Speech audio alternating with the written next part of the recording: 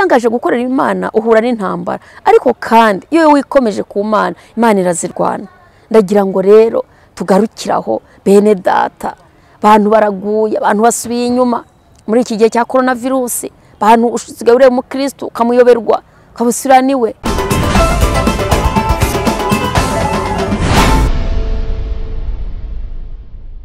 Yesu ashimwe, Yesu wacu nahabwa icyubahiro. Ndashima Imana cyane kubw'uyu munsi mwiza Imana yaturemeye kugira ngo tuwishimiremo. Ndashima Imana yatwongereye iminsi yo kubaho kugira ngo tubwirire abantu neza y'Imana. Ni Gatera Jose guturuka muri Philadelifia.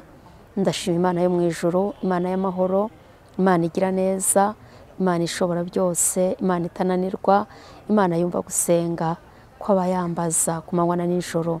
Imana yacu nihabwa icyubahiro.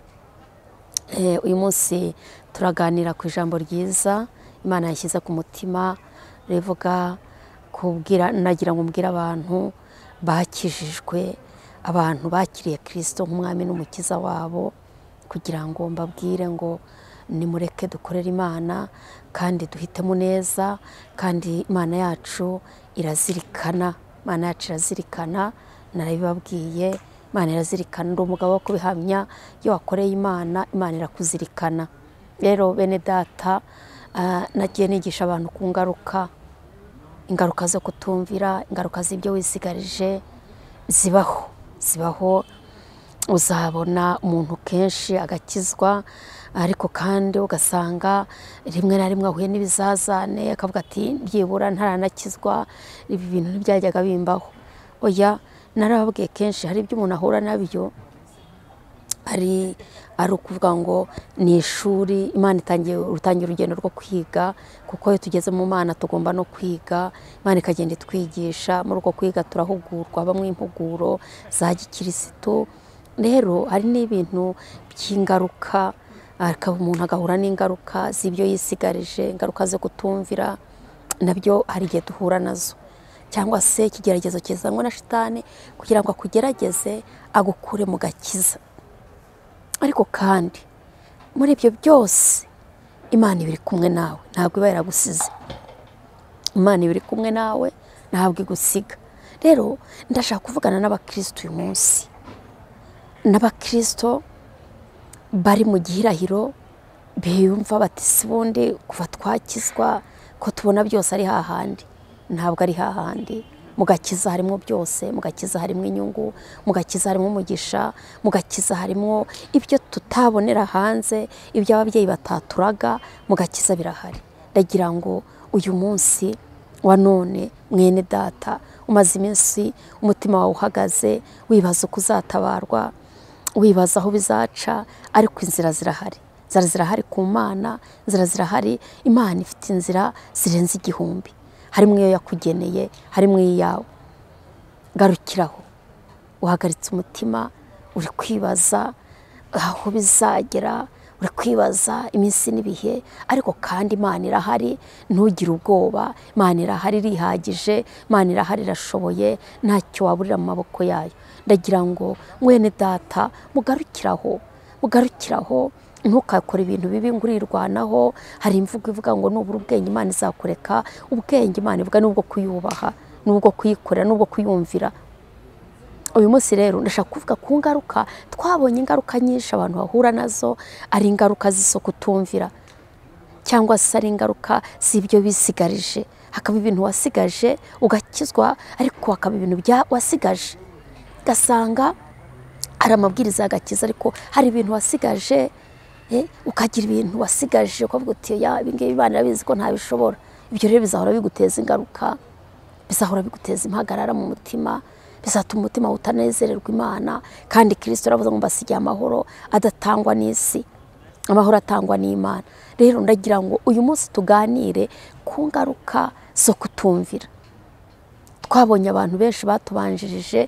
Hari umwami Sawuli, Imana yaramwimitse, imaze kumwimikira mu gati imuha inshingano, yambwiye tuzica Abameleki, n'umwami wabo uzabatsembe. Ariko ngo umwami ntabwo ariko yabigenje Sawuli. hari ibyo yagiye asigaza, ntabwo yumviye Imana. Imana imukura ku bwami, amara igihe ayoboye ariko atakiri kumwe n'Imana. Dufite abantu bihumuriza bakavuga ngo ese ko tubona gikora, ko tubona kivuga ubutumwa, nyamara Imana itakimubara nk'umukozi wayo. Kubera iki? Kubera ko atayumvira. Ndagira ngo rero uyu munsi wa none ugire umwete wo kumvira Imana. Na Bibiliya bivuga ngo nugira umwete wo kumvira Imana ukitondera amategeko yayo, ugira umwete wo kumvira Imana, kubera ko kutumvira bitera ingaruka. Kutumvira bishobora gutuma ugira inzitizi mu rugendo rwawe. Ndavugana nawe ugiye uhira kuwiyumva ufite mbese birashoboka ushobora gukorera Imana, ugafasha umurimo w'Imana ukawushyigikira, ugakunda bene se ukabasura, ugasura abarwayi kwa muganga, ugafasha abakene, ugakora imirimo myiza Kristo yifuza gukora, ariko yo hatarimo kumvira byaba ari ubusa. Byaba ari ubusa. Samweli yabibwiye Sawuli avuga ati mbese ntuzi ko kumvira biruta ibitambo, kumvira biruta amaturo, kumvira biruta ibintu byose wakora. Iyo hatarimo kumvira rero ntacyo waba ugezeho.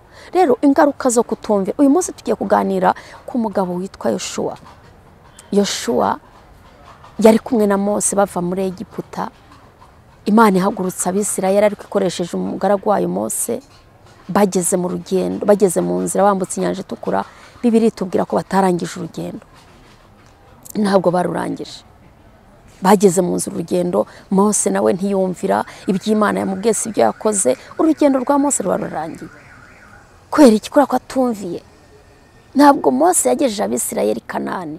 Kubera kutumvira Imana, urugendo rwe rwarangiriye mu nzira. Nutumvira amasezerano yawe ntabwo ariko azasohora. Nutumvira umugambi w'Imana ntuzasohora kuri wowe. Rero ndagira ngo nkubwire ngo gerageza kumvira Imana, wumvira umwuka w'Imana, wumvira abakozi b'Imana, wumvira abakuyobora. Umvira abakuyobora. Nzanye ijambo rivuga ngo ingaruka. Hari ingaruka zo kutumvira. Kutumvira Imana bitera ingaruka mbi, bigira ingaruka mbi. Rero garukira aho ngaho wumvira Imana. Imana iri mu bakozi bayo, Imana iri muri mwene so muri kumwe. Wumve ko akubwira ijambo ry'Imana, ibihabanye n'itabi by'Imana ubyihorere, ariko kandi iby'Imana ubyumvire kandi ubikurikize. Rero nkuzana ijambo rivuga ngo hari ingaruka zo kutumvira. Yoshua ntabwo yasunguye Mose, ariko kandi kubera kutumvira ntabwo urugendo rwe rwagenze neza. Reka twifashishe ijambo ry'Imana riri mu gitabo cya Yoshua, ibice byaho turasoma ibice cyaho cya mbere. Igice cyaho cya mbere turahera ku murongo wa mbere. Bibiliya bivuze ngo iki? Imana itoranya Yoshua ngo azungure Mose. Kubera iki yazunguye Mose? Mose yari hagurukanye na Yoshua, hagurukana n'abandi b'Isirayeli, ariko kandi ntabwo Mose yarangije urugendo kubera ko atumviye. Kandi Mose yagiye abana n'Imana, akora imirimo myiza, akora imirimo myiza b'intwari mu b'Isirayeli, yabaye intwari. Ariko kandi burya bajya bavuga ngo intwari nirangije urugamba. Ntukiyite intwari ukiri ku rugamba ubu utaraba intwari. Mose yakoze imirimo myiza, ariko ageze aho ngaho ananirwa kumvira icyo Imana ivuze. Imana iravuga ngo genda, urugendo rwawe rurarangiye, genda wimike Yoshua mwene Nuni aba ari wakomeza uyu murimo. Kubera kutumvira, yari yahagurukanye n'Imana, imuha amasezerano irayasohoza, imusubiza muri Egiputa yaravuyeyo nabi, ibana nawe, imukoresha ibitangaza.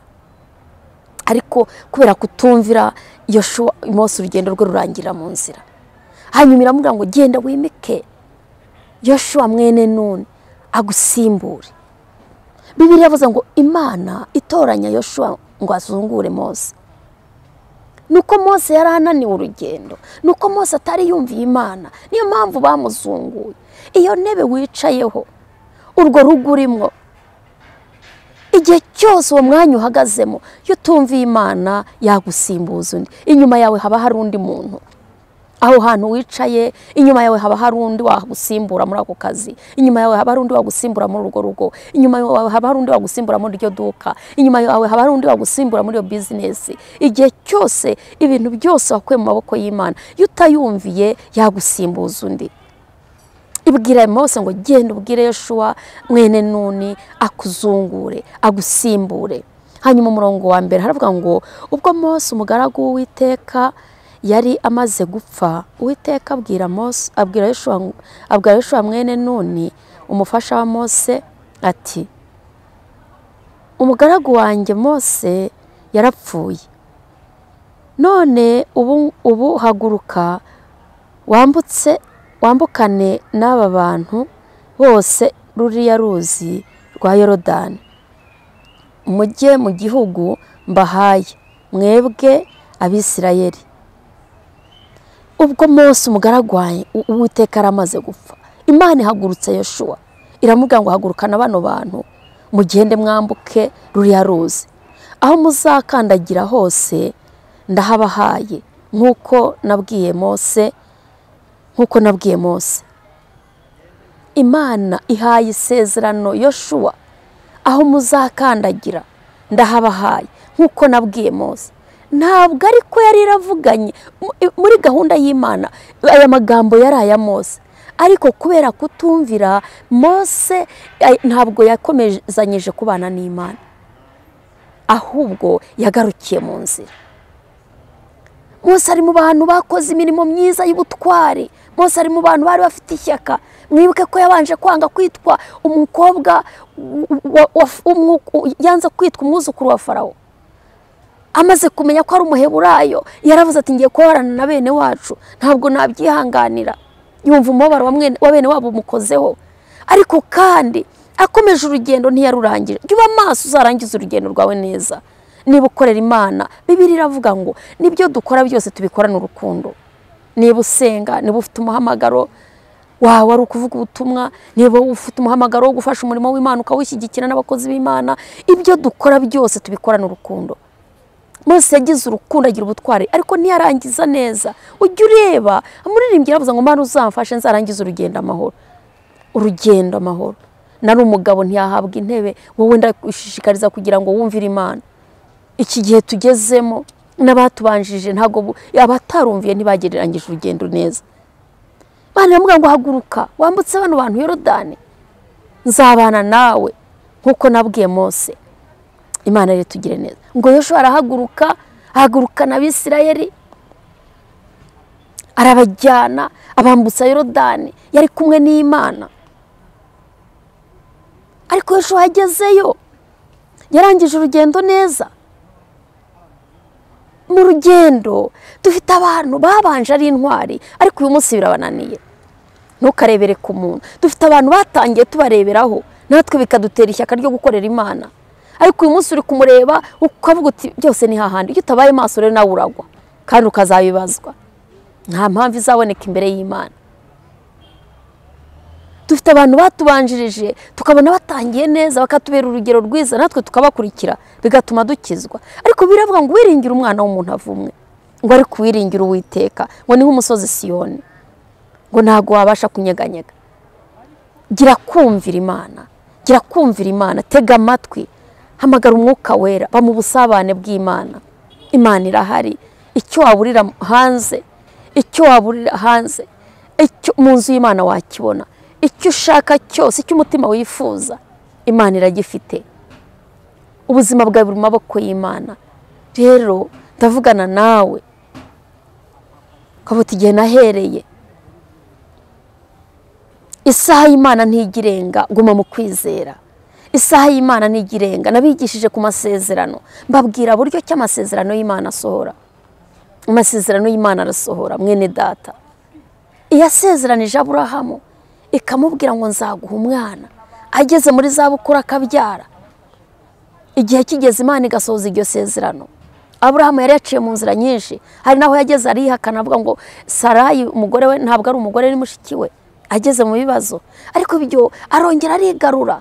Imana iramurwanira. Igihe cyose uri kumwe n'Imana si ukuvuga ko utahura n'urugamba, ariko Imana irakurwanirira. muri uru rugendo rw'agakiza, muri uru rugendo rw'umuhamagaro rw'umurimo w'Imana, iyo wiyangaje gukorera Imana uhura n'intambara, ariko kandi iyo wikomeje ku Mana, Imana irazirwana. Ndagira ngo rero tugarukiraho bene data, abantu baraguye, abantu basubiye inyuma muri iki gihe cya coronavirus, abantu usigaye ureba umukristo ukamuyoberwa ukabusira niwe. Ibihe birahinduka ariko Imana ntihinduka. Ibihe birahinduka ariko Imana ntihinduka. Ndagira ngo ugire umuhate n'ishyaka ryo gukorera Imana, ugire umuhate n'ishyaka ryo gukorera Imana. Imana yagurutsa Yoshua, yavuga ngo ambutsa abantu, hanyuma arabambutsa Yorodani. Imana ikomeza kugendana nawe, ariko dusomye ibice 7 duhere ku murongo wa 6, Bibiliya ivuze ngo iki? Ngo Yoshua arira asobanuza Uwiteka impamvu zabyo. Yoshua yari mu rugendo, Imana iri kumuha amasezerano. None Bibiliya ivuze ngo Yoshua arira asobanuza Uwiteka impamvu zabyo. Yarahuye n'ikibazo mu rugendo, muri wa muhamagaro, muri kwa kuvuga ngo nzabana nawe, nzakugirira neza, nzagushyigikira, nzaguha urugo, nguhaye umugabo, nguhaye abana, nzagukomeza. Hari igihe ujya kubona ukabona birahindutse, hari igihe ujya kubona ukabona biranze, ukabona ibintu bihinduye isura, ariko haba hari impamvu zabyo. Yoshua arira asobanuza Uwiteka impamvu zabyo. Ibintu byari bihindutse, amasezerano yarahindutse, ibintu byari bimukomeranye. Nawe bijya bigukomerana, nawe bijya byanga, nawe bijya bihinduka. Ukagera ahantu ukabona urahatinze, ukagera ahantu ukabona biranze, ukagera ahantu ukabona birahindutse, ariko mu by'ukuri si uko Imana iba idahari, si uko Imana iba yivuguruje. Haba hari impamvu, haba hari impamvu, hari impamvu, haba hari impamvu. Yoshua arira, yararize, Yoshua yararize asobanuza Uwiteka impamvu zabyo.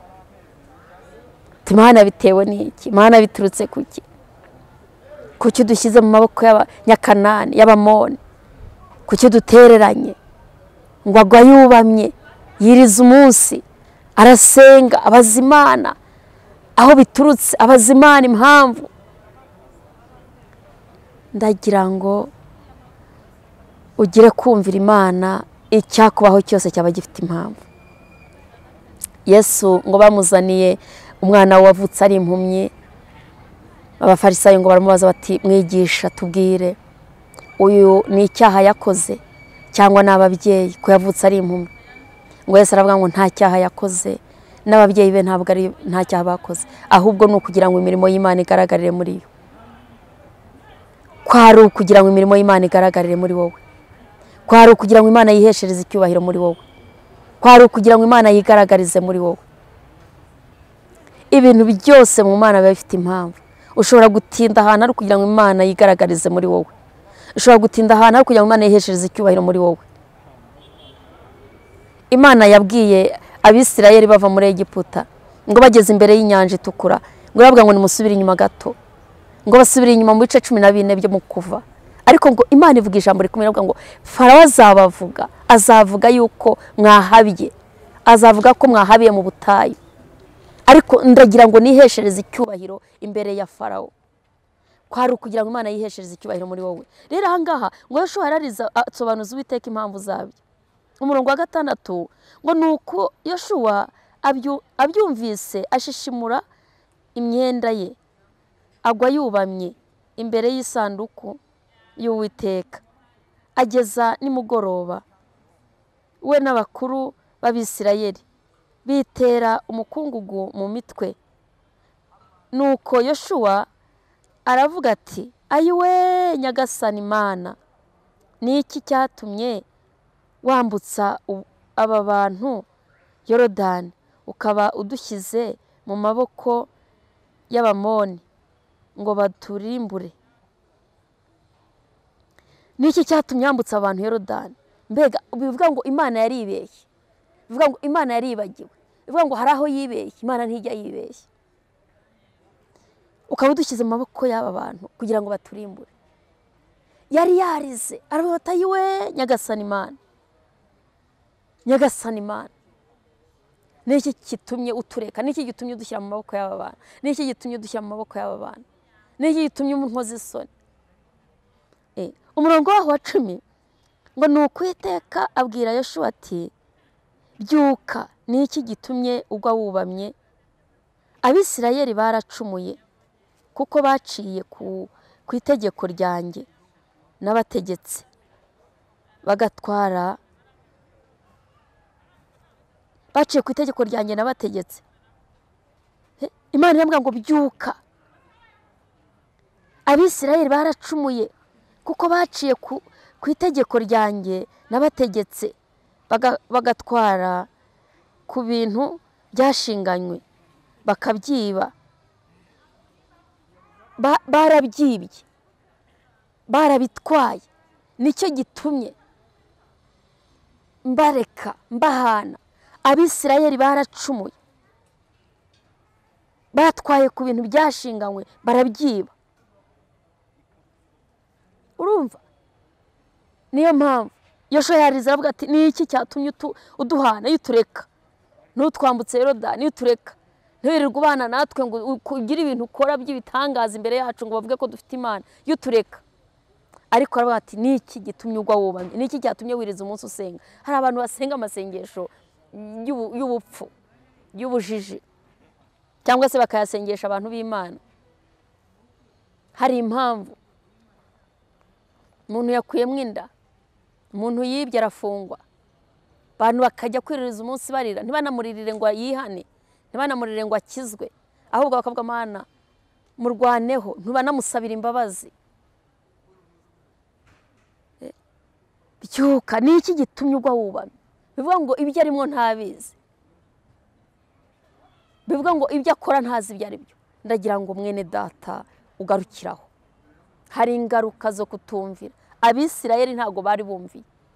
Mubo bari kumwe na Yoshuwa, umuntu umwe ujya ureba mubo mugendana, ujya muba kugira inama, ujya muri groupe ubamo. Hageze igihe cyo kwiyegereza Imana no kugira ubwenge. Igihe warindagiriye kirahagije, igihe wabereye nyamugirya nino kirahagije, bigeze igihe none uhugukira Imana. Tugiye kugusengera Imana muri iki gitondo. Uyu munsi wa none tugiye kugusengera Imana. Imana yo mu ijuru iguhe guhuguka, umenye uwuriwe, umenye waguhamagaye n'uwo kwizerwa. Ibyo kubikora izabikora. Kuguha umugabo umwe ntiyaguha babiri, umwe ntabwo izamukuburira aho ngaho uri. Kuguha abana, kuguha amafaranga, isi n'ibiyuzuye ni ibyayo. Ibyo ukeneye byose, kuguha amahoro. Yesu aravuze ngo basigiye amahoro isi idatanga, basigiye amahoro isi idatanga. Amahoro ava kuri Yesu. Ngiye kugusengera rero, wowe umaze iminsi ujajaba, ariko mbivuga ukubita hirya no hino witsa imitima. Imana irihagije, reka kwitsa imitima. Reka dusenga Imana. Ndashaka gusengera wowe, hari ibyo umwuka w'Imana ajya kubwira ariko ntubyumve, ukabyirengagiza ngo nzabikora nimbona uburyo, ukagenda. Hari amajwi agiye ucecekesha kandi y'Imana, hari ijwi agiye ucecekesha kandi ijwi ry'Imana. Ndagira ngo uyu munsi ngusengera Imana. Imana yo mu ijuru iguha imbaraga, iguhe kumvira, igushoboze kumvira. Kutumvira byatumye Abisirayeli bahura n'ikibazo, byatumye Abisirayeli. Kandi umuntu umwe wenyine ushobora kugendana n'umuntu mubi, ubwo bubi bukakugendaho iyo utabaye maso. Ugira kwirinda, ugira kubana n'Imana, ugira kwigisha inama, ujye ubyuka ku munsi ubaza Imana, usobanuza Imana, uyoboza inzira y'icyo ugomba gukora. Ndagira ngo ngusengere, hanyuma turasengera n'abarwayi n'abandi bafite amasezerano bumva yuko nta nzira, ariko Imana yacu ifite inzira nyinshi. Ndagira ngo mwese dusenga Imana. Ndagira ngo dusenga Imana yacu ishobora byose, Imana yacu yihagije, Mana data wa twese, Imana ishobora byose. Iri ni ijambo ryawe. Dawidi yaravuze ngo yabitse ijambo mu mutima kugira ngo atagucumuraho. Nsengeye abantu bawe abumvise iri jambo, abemejwe n'umwuka wera. Mana ugarura abantu mu buntu bwawe, abatumvira, abateshutse, abafite ibyo bisigarije, ibyo byabateza impagarara, byabateza akaga, byatuma batagera mu isezerano neza. Imbaraga zisumba byose nizigaruremwe abantu imbaraga.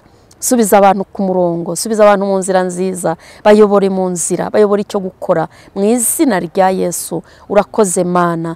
Abashaka gakiza, bumva bakizwa, abananijwe n'isi, abananijwe n'ubuzima barimo, Mwami Yesu wicaye ku ntebe y'imbabazi, ruhura abarushye. Mwami Mana, ruhura abarushye.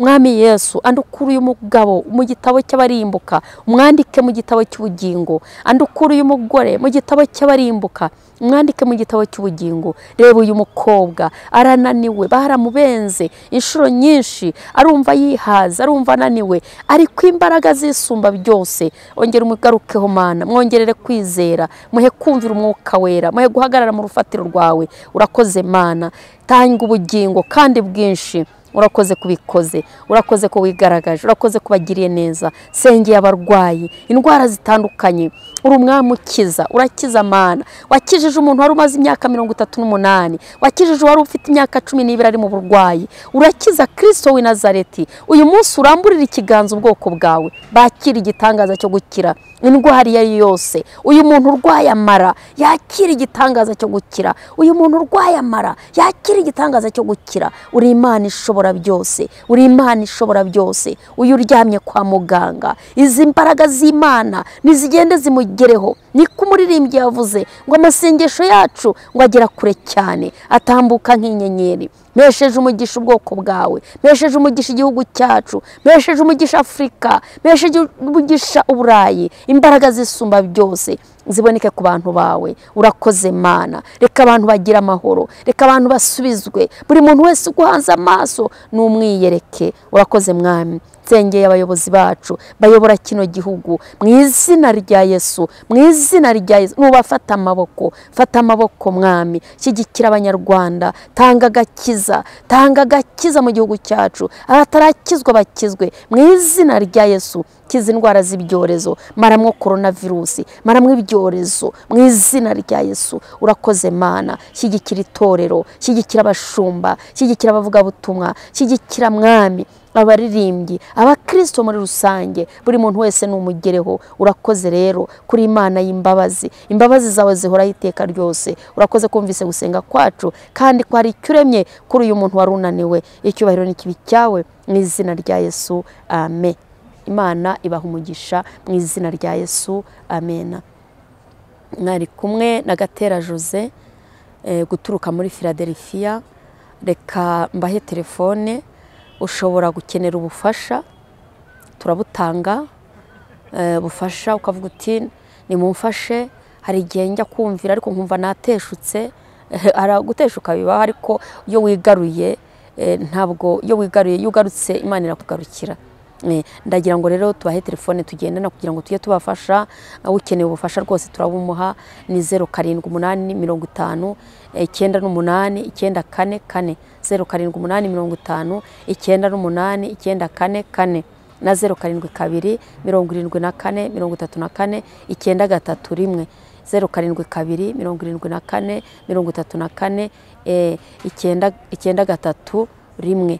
Hanyuma twabafasha, twabasengera. Ufite ikibazo kikubereye inzitizi, ufite urumva inzira urimo idatunganye, ariko kandi turaha kugira ngo tubafashe mu izina rya Yesu. Amen. Imana ibaha umugisha.